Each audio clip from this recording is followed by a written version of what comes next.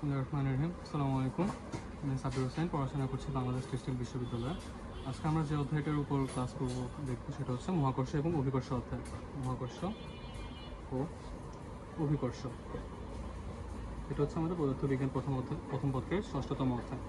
এবং এই মহাকর্ষ এবং অভিকর্ষ থেকে আমাদের যেসব ইম্পর্টেন্ট টপিকগুলো আমাদের ইউনিভার্সিটি অ্যাডমিশনে এসে থাকে তা হচ্ছে প্রথমত নিউটনের সূত্র, দ্বিতীয়ত হচ্ছে অভিকর্ষ ত্বরণ সম্পর্কিত যত সমস্যা আছে সেগুলো, অভিকর্ষ ত্বরণ। তৃতীয়ত মুক্তিবেগ।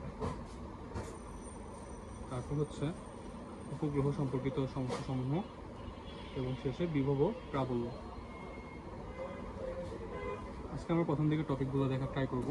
সর্বপ্রথম আমরা দেখব হচ্ছে নিউটনের সূত্র।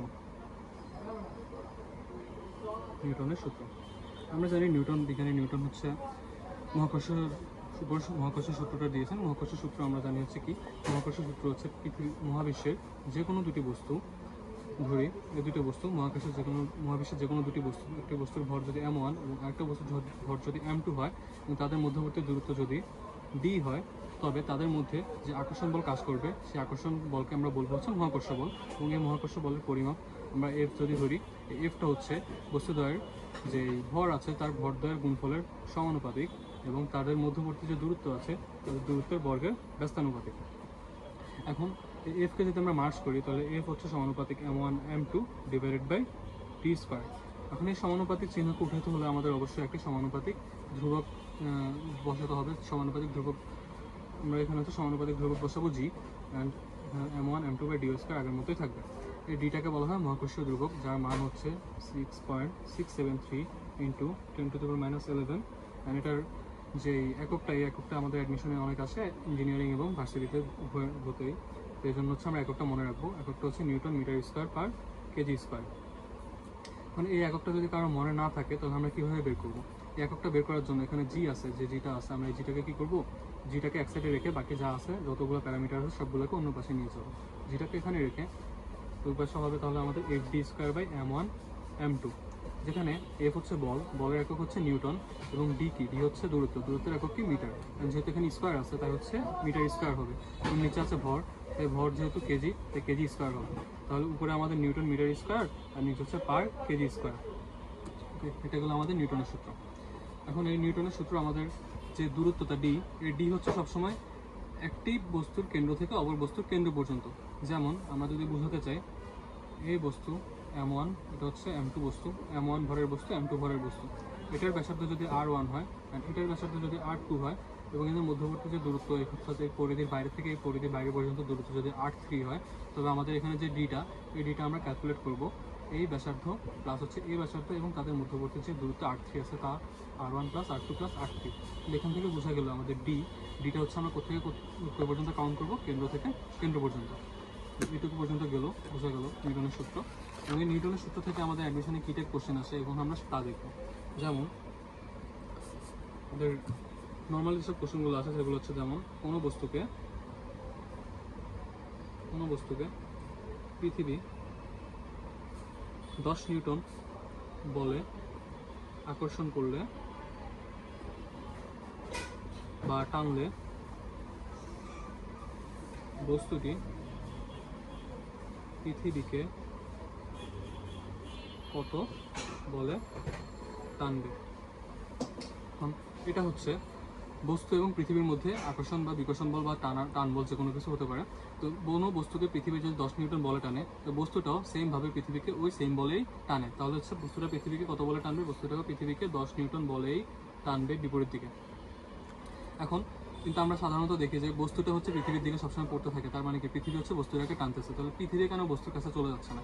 এর কারণ হচ্ছে পৃথিবীর ভর বস্তুর ভরের চেয়ে অনেক গুণ বেশি। পৃথিবীর ভর বস্তুর ভরের চেয়ে অনেক গুণ বেশি, তাই হচ্ছে সবসময় পৃথিবীর দিকে বস্তুর টান বলটা কাজ করে এবং বস্তুর যে বলে টানতেছে ওটা হচ্ছে আমরা খুব একটা লক্ষ্য করতে পারি না।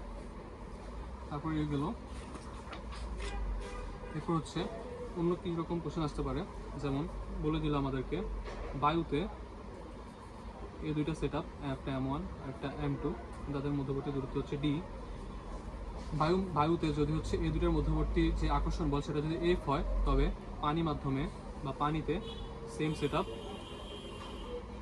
d m1 m2, তখন আমাদেরকে যদি বলে দেয় যে পানির ঘনত্ব হচ্ছে বায়ুর ঘনত্বের চেয়ে কত গুণ বেশি বা এত গুণ বেশি যদি বলে দেয়, যদি আমাদেরকে পানিতে বলে আকর্ষণ বল বের করতে, তাহলে আমরা কীভাবে বের করবো? কারণ আমরা পূর্বে পড়েছি যে F = G m1 m2 divide by d square. এই সূত্রটা হচ্ছে আমাদের মাধ্যম অনির্ভরশীল, অর্থাৎ এটা কোনো মাধ্যমের উপর নির্ভর করে না, যে কোনো মাধ্যমেই এফ এর মান সেম। তাহলে যেহেতু বায়ুর মাধ্যমে এফ এর মান মানে বলের মান এফ, তাহলে পানির মাধ্যমে আমাদের বলের মান এফই থাকবে, যেহেতু এখানে ভর এবং দূরত্ব দুইটাই অপরিবর্তিত আছে, তাই বায়ুর মাধ্যমে পানির মাধ্যমে বলের মান চেঞ্জ হবে না। এগুলো আমাদের নিউটনের সূত্র সম্পর্কিত ছোটখাটো কিছু সমস্যা। তারপর আমরা দেখবো হচ্ছে অভিকর্ষ এবং অভিকর্ষ ত্বরণ সম্পর্কিত সমস্যা। অভিকর্ষ ও অভিকর্ষ ত্বরণ। অভিকর্ষ কি আর অভিকর্ষ ত্বরণ কি? অভি বলতে বোঝায় হচ্ছে পৃথিবী এবং কর্ষ বলতে আকর্ষণ। আমরা কি বলেছিলাম একটু আগে যে মহাকর্ষ বল হচ্ছে মহাবিশ্বের যে কোনো দুটি বস্তুর মধ্যে আকর্ষণ বল। এখন ওই দুইটা বস্তুর মধ্যে যে কোনো একটা যদি হচ্ছে পৃথিবী হয় এবং অন্য একটা বস্তু যে কোনো বস্তু হতে পারে, তাহলে পৃথিবী এবং অন্য যে কোনো বস্তুর মধ্যে যে আকর্ষণ বল সেটাই হচ্ছে আমাদের অভিকর্ষ বল। তাহলে এটা আমরা বোঝা গেল যে অভিকর্ষ বল কি। অভিকর্ষ ত্বরণ কি? অভিকর্ষ ত্বরণ হচ্ছে অভিকর্ষ বলের প্রভাবে মুক্তভাবে পড়ন্ত কোনো বস্তুর বেগ বৃদ্ধি হারকে হচ্ছে অভিকর্ষ ত্বরণ বলে। এই অভিকর্ষ ত্বরণের মান হচ্ছে G = 9.8 মিটার/সেকেন্ড²। এটা হচ্ছে আমাদের স্ট্যান্ডার্ড যে মান 9.8 মিটার/সেকেন্ড²।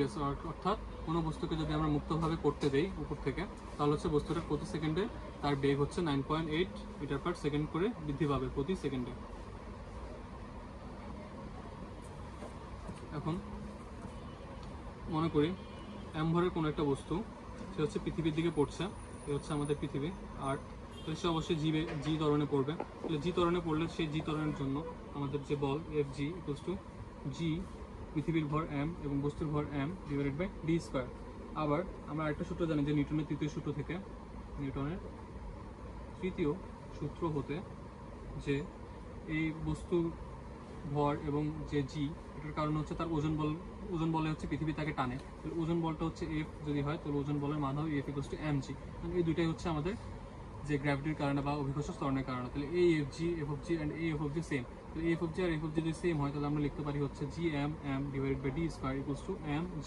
তাহলে দুই পাশ থেকে আমরা যদি m কেটে দিই, তাহলে হচ্ছে আমাদের G হয় Gm/d স্কোয়ার। তাহলে আমাদের এই G হচ্ছে কেবলমাত্র আমাদের যে, এটা তো ধ্রুবক, মহাকর্ষ ধ্রুবক, এটা হচ্ছে আমাদের পৃথিবীর ভর, এটা হচ্ছে দূরত্ব। তাহলে এটা কেবলমাত্র পৃথিবীর ভরও ধ্রুবক, জিও ধ্রুবক, কেবলমাত্র দূরত্বের উপর নির্ভর করতেছে এবং দূরত্বের সাথে জি সমানুপাতিক 1/d স্কোয়ার, অর্থাৎ দূরত্বের সাথে এটা হচ্ছে আমাদের বর্গের ব্যস্তানুপাতিক। এখন আমাদের পৃথিবীর বিভিন্ন স্থানে জি এর মান হচ্ছে ভিন্ন ভিন্ন হয়। ভিন্ন ভিন্ন হওয়ার কারণ হচ্ছে আমাদের পৃথিবীটা সম্পূর্ণ গোলাকার না, পৃথিবী হচ্ছে একটু চ্যাপ্টা ধরনের। পৃথিবীর যে মাঝখান বরাবর যদি আমরা কোনো প্লেট আঁকি, এই অঞ্চলকে আমরা বলবো বিষুব অঞ্চল, অ্যান্ড এই কোণার যে শেষের যে অঞ্চলগুলো আছে ওগুলোকে আমরা বলবো মেরু অঞ্চল। বিষুব অঞ্চলের দিকে পৃথিবীর ব্যাসার্ধ হচ্ছে সবচেয়ে বেশি এবং মেরু অঞ্চলে ব্যাসার্ধ হচ্ছে কম। বিষুব অঞ্চলে যেহেতু ব্যাসার্ধ বেশি, তাহলে হচ্ছে আমাদের কি জানি জি সমানুপাতিক 1/d স্কোয়ার। আচ্ছা, আমাদের জি সমানুপাতিক যেহেতু 1/d স্কোয়ার, তাহলে ডি এর মান যত কম হবে জি এর মান তত বেশি হবে। তাহলে হচ্ছে আমাদের ডি বা দূরত্বের মান কোথায় কম? মেরু অঞ্চলে যেহেতু আমাদের আর এর মান বা ব্যাসার্ধের মান কম, তাই এখানে কম হওয়ার কারণে জি এর মান তত বেশি হবে। তাই মেরু অঞ্চলে হচ্ছে আমাদের জি এর মান সর্বোচ্চ এবং এই সর্বোচ্চ মানটা হচ্ছে 9.83 মিটার/সেকেন্ড²। এবং বিষুব অঞ্চলে যেহেতু আর এর মান সবচেয়ে বেশি, আর আর এর মান যেহেতু বেশি হলে জি এর মান কম হবে, কারণ এটা হচ্ছে বর্গের ব্যস্তানুপাতে সম্পর্কিত। তাই এখানে বিষুব অঞ্চলে জি এর মান হচ্ছে সবচেয়ে কম এবং সেই মানটা হচ্ছে 9.78 মিটার/সেকেন্ড²। তাহলে হচ্ছে আমরা বুঝতে পারলাম যে জি এর মান পৃথিবীর বিভিন্ন স্থানে বিভিন্ন কেন, কারণ হচ্ছে বিভিন্ন স্থানে ব্যাসার্ধের মান ভিন্ন ভিন্ন, তাই হচ্ছে জি এর মানও ভিন্ন ভিন্ন হয়।